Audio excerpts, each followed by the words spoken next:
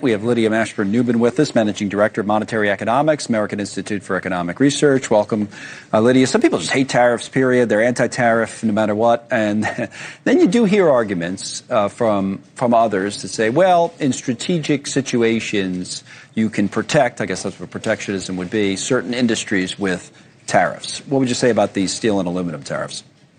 It is true. Tariffs can end up protecting certain industries. Another name for that is mercantilism. It generally tends, though, to ossify the industry that it's protecting. It is preventing them from contending with the economic issues at hand.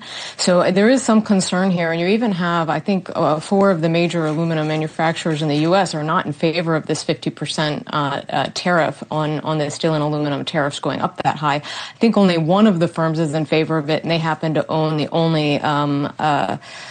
aluminum producing factories, whereas the others are importing their aluminum, their raw materials from places like Canada.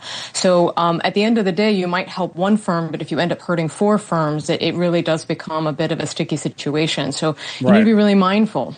More broadly, there was this group, the OECD, that looked at the tariffs in general and said, well, this is going to be a problem not only for us in the United States, but for the global economy, and cut their growth outlook.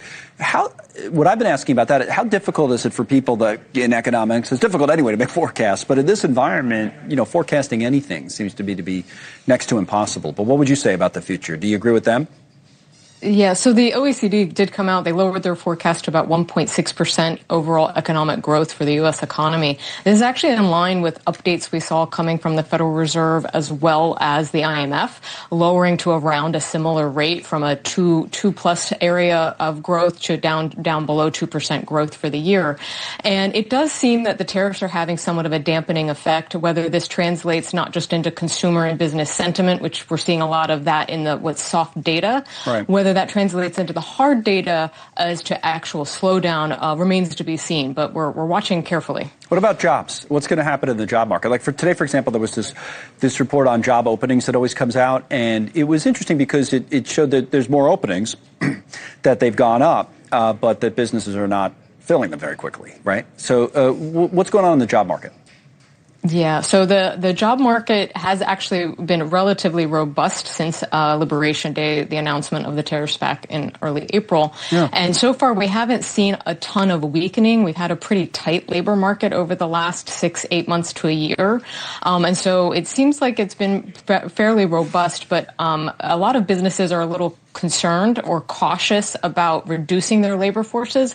And so, like in the pandemic, they let people go and then couldn't bring them back. But that's because the president could change his mind on the tariffs just as quickly as is that the reason? I mean, the uncertainty kind of helps in some ways in terms of job cuts. People, if you're running a business, you're going to want to cut your whole staff and then be like, oh man, now everything's off and I just fired everybody.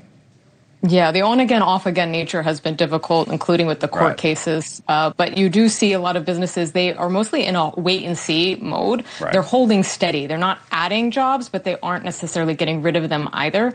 But that does put a dampening effect on overall growth. And we've heard from small businesses across the nation talking about how they had plans for expansion, including adding additional locations or more workers. Yep. And most businesses are putting those plans on hold to wait and see what might happen. That makes sense. And that's what I saw on that number today. It's like, if people leave, they're not necessarily filling those positions either. Leave them open. Lydia, thank you. Lydia Mashburn Newman.